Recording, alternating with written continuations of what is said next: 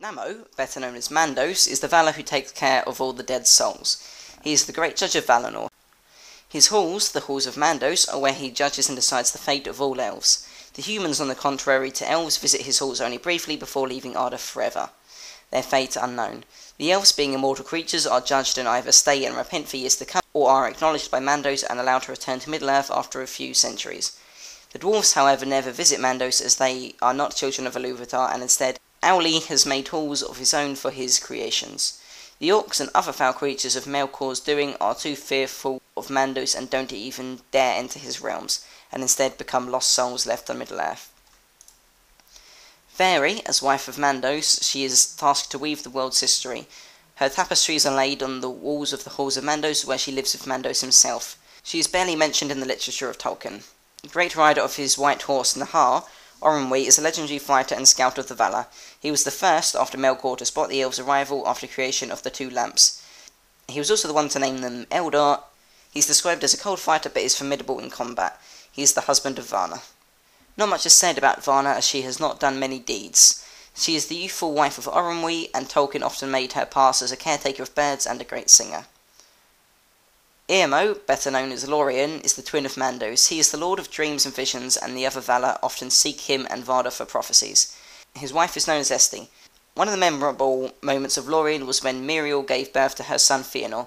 She did not want to go through the process of having another child and felt it had taken her life source away, but she could not die as she was an elf. She was taken care of by Lorien and took her to his gardens, in which she was eventually granted death. Esti is the healer of the Valar, and the others often visit her to rest and regain energy. Her husband is Eamo.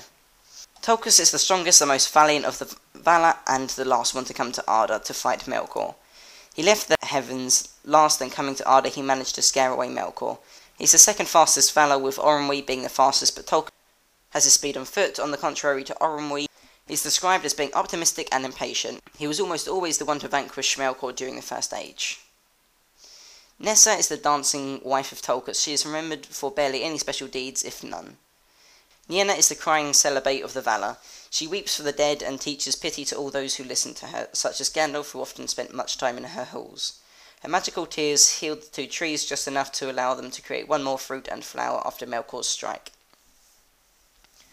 Melkor, also known as Morgoth, the Black Enemy, was the strongest and most intelligent of the Ainur. He decided to go against Eru and his music during the creation of the world. During the third theme of the music, he barely even listened to it. The music was talking about the arrival of the elves and humans, and as a result is not really aware of the elves and humans' arrivals and powers. He simply knows that they come to Arda at some point. During numerous battles, he managed to destroy the two lamps created by Auli to provide light, and even pushed them to go live in Armen, a continent farther to the east. He was originally defeated by Tulkas and imprisoned for several centuries in the halls of Mandos. To know the rest of the story, read the Silmarillion. Right guys, that's it. That is the end of the Valar Part 2. I hope you enjoyed this two-part video thing. Once again, scripted by Devilius, and that's it. We have another video coming up soon. Should be next week. I believe Dev is scripting it now. So, I'll speak to you guys later.